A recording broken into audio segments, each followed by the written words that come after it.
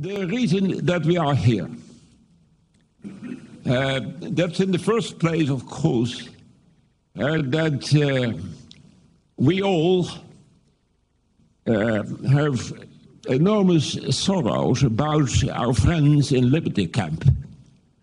That's one of the reasons that we organized here this meeting, to ask the attention of our political friends here in the Netherlands, but also in Europe, to have an active position to save the lives of the people in Liberty Camp.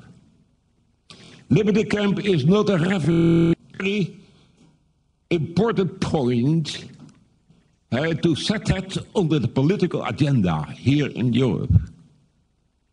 That's a very concrete point.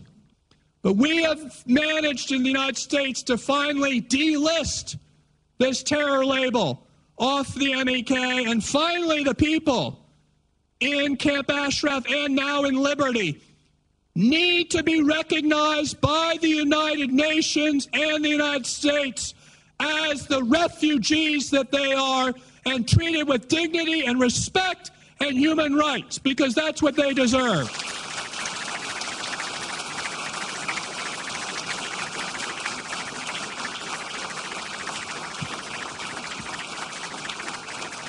But we are here tonight, and you're going to hear from Colonel Martin, who will tell you how right now the United Nations and the United States still make it impossible for the people of Camp Liberty to live free and safe. They are a refugee camp treated like a concentration camp. They are living in an intolerable situation, being denied their medications, denied access for those who are physically disabled, denied water and electricity in some cases.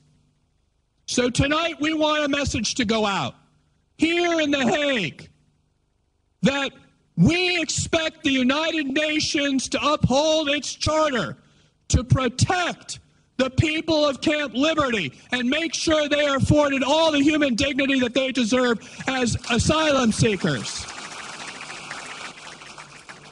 So we are going to send a message to Nouri al-Maliki to back off and make sure that you know that if you don't do the right thing, someday, thanks to those in Spain who have issued the war crimes indictment on Nouri al-Maliki for his attacks on Ashraf, we might bring you, Nouri al-Maliki, right here to The Hague and try you for war crimes tribunals.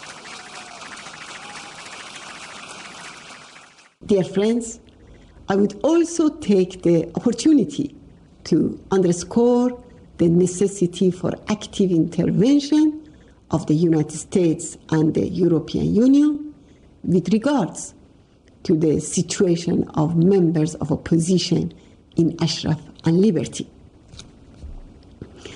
Their current situation in which they are deprived of humanitarian and human rights standards is the result of Western powers' appeasement of the religious fascism ruling Iran and its puppet government in Iraq.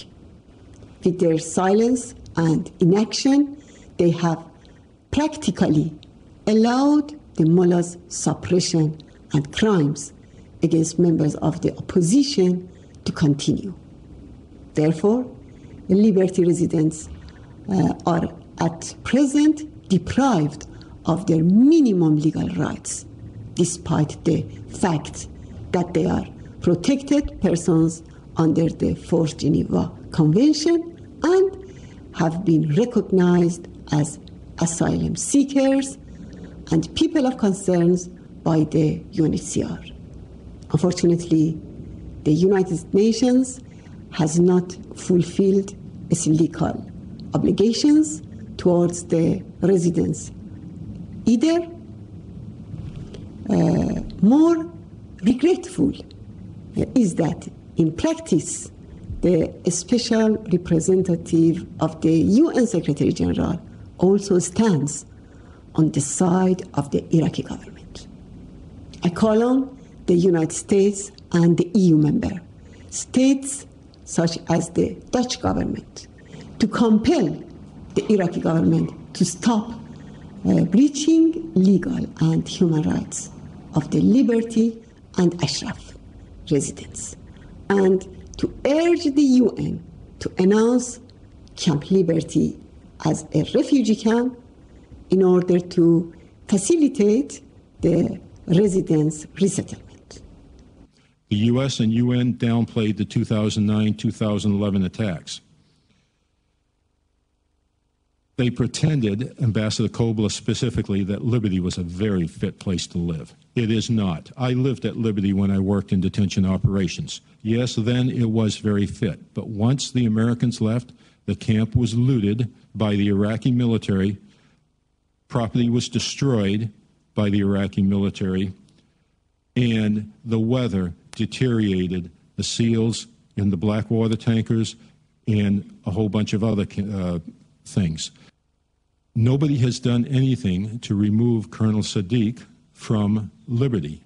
They are denied water, medicines, constantly under torment, constantly under psychological operation, constantly under threats of arrest.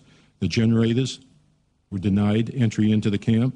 Damaged spare parts were denied to come down when finally the State Department engaged and did get the generators in. Now, after the right to life and freedom is the right to property that is denied to the residents of Ashraf. Iraqi authorities are interfering in the ownership transfer, ignoring even that the internal law of Iraq states, quote, that the person who has actual possession thereof will be deemed to be the possessor until proof to the contrary has been adduced.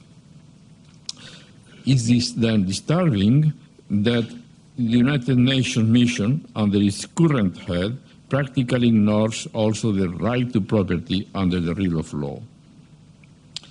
It is time that some state, some government ask the Secretary General to set up an independent commission to investigate the non-respect of international law changes operated in UNAMI since the departure of Mr. Melkert.